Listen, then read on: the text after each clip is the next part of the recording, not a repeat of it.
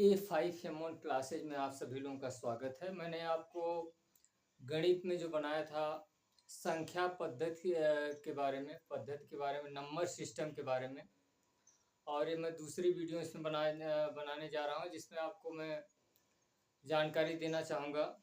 सम संख्या मतलब सम संख्या किसे कहते हैं? मतलब ऐसी संख्याएं जो दो से विभाजित हो जाती हैं, जो दो से डिवाइड हो जाती हैं, उसे हम कहते हैं इवन नंबर, मतलब सम संख्या कहते हैं। और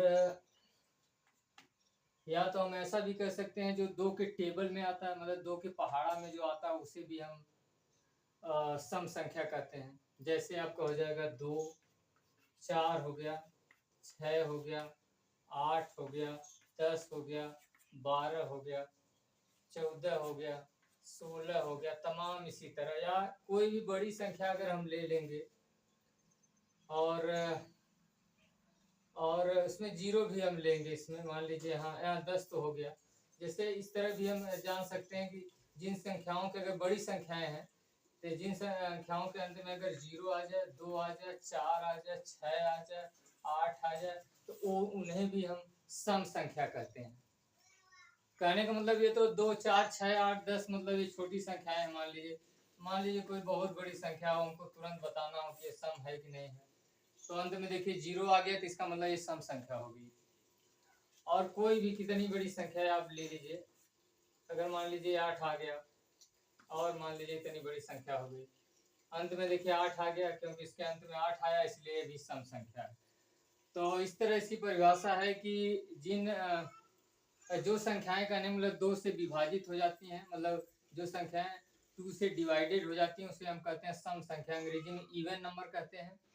या दूसरी तरह से इसे दो के टेबल में जो आता है, जो कि दो के टेबल में जो संख्याएं आती हैं, उसे भी हम सम संख्या कहते हैं। या तीसरे तरह से हम ये भी जान सकते हैं कि जिन संख्याओं के अंत में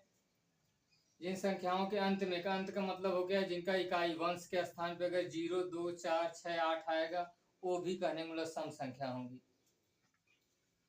और इसी तरह है अगला जो है नंबर 2 है, जो इसमें नंबर 2 है विषम संख्या। विषम संख्या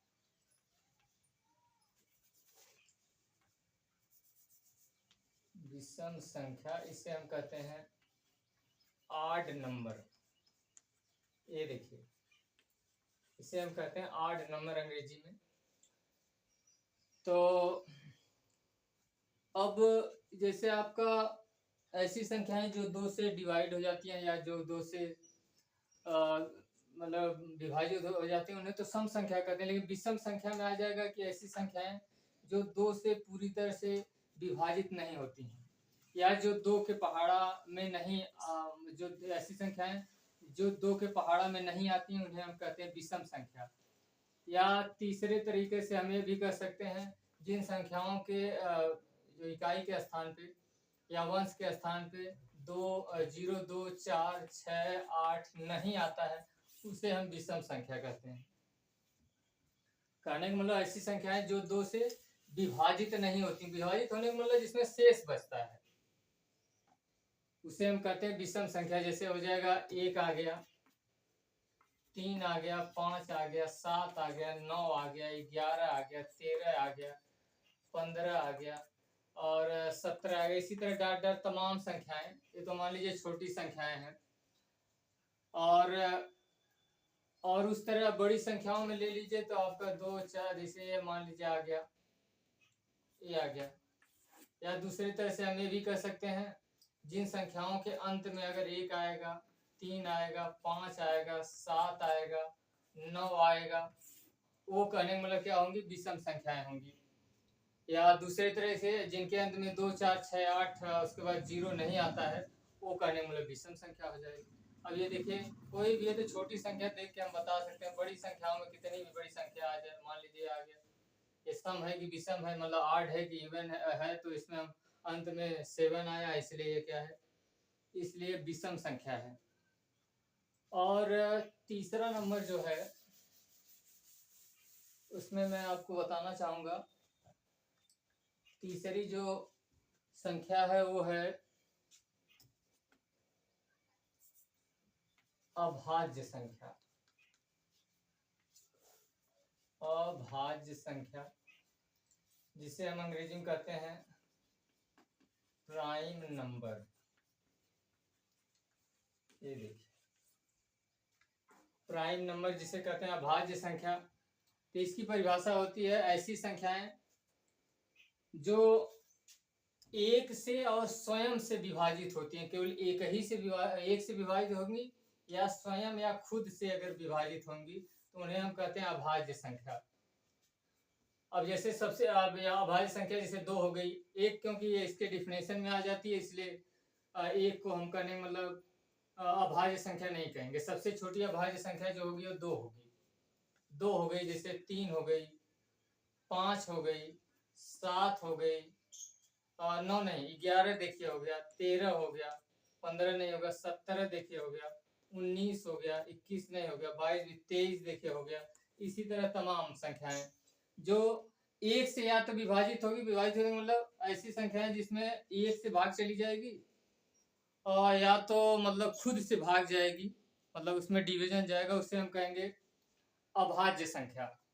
जैसे आप क्या हो गया 2 3 5 7 11 13 17 19 23 डॉट डॉट इसी तरह तमाम आप संख्याएं निकाल सकते हैं। तो जिनमें एक का मतलब डिवीजन चला जाएगा, मतलब एक की भाग चल जाएगी और कहने मतलब स्वयं से कट जाएगी, मतलब भाग चली जाएगी। जैसे 2 में हम एक से भाग दे सकते हैं और 2 ही से दे सकते हैं। 3 है एक से भाग दे सकते हैं और खुद से ये कटेगी, कटने का मतलब डिवाइड हो जाएगी। इसी तरह 5 7 11 13 17 19 23 तमाम तरह की संख्याएं आप ले सकते हैं। और जो नेक्स्ट नंबर है 4 नंबर है, इसमें मैं आपको बताना चाहूंगा भाज्य संख्याएं। नंबर 4 है भाज्य संख्या। इसको हम कहते हैं कंपोजिट नंबर।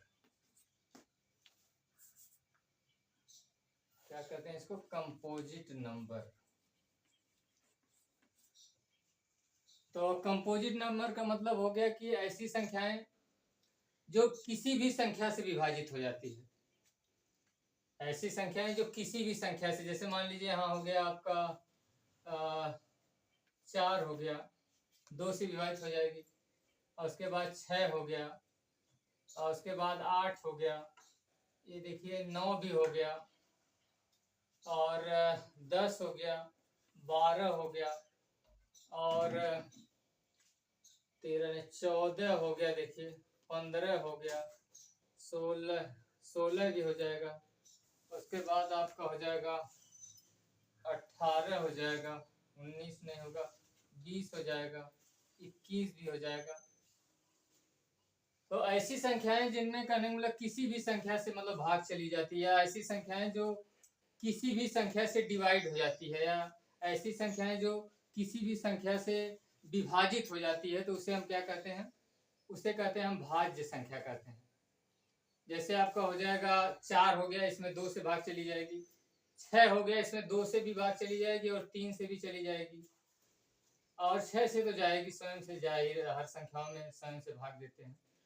तो यहाँ है 8 है, देखिए 2 से भी डिवाइड हो जाएगा, 4 से भी डिवाइड हो जाएगा, 9 है 3 से डिवाइड हो जाएगा, और मैंने 9 से तो डिवाइड ही होगा। उसके बाद 10 है जो 2 से भी डिवाइड हो जाएगा, और उसके बाद 5 से भी डिवाइड हो जाएगा। 12 है, देखिए 2 से भी डिवाइड हो जाएगा, 3 से भी डिवाइड हो जाएगा, 4 से भी डिवाइड हो जाएगा, 6 से भी डिवाइड हो जाएगा। तो ऐसी संख्याएं जो किसी भी संख्याओं से अगर डिवाइड हो जाती हैं, किसी भी संख्या से अगर विभाजित हो जाती हैं, तो उन्हें हम कहते हैं भाज्य संख्या, या अंग्रेजी में कंपोजिट नंबर कहते हैं। एंड मुझे आशा है कि आपको सम संख्या, विषम संख्या, अभाज्य संख्या और भाज्य संख्या के बारे में समझ में आया होगा। And thanks for watching.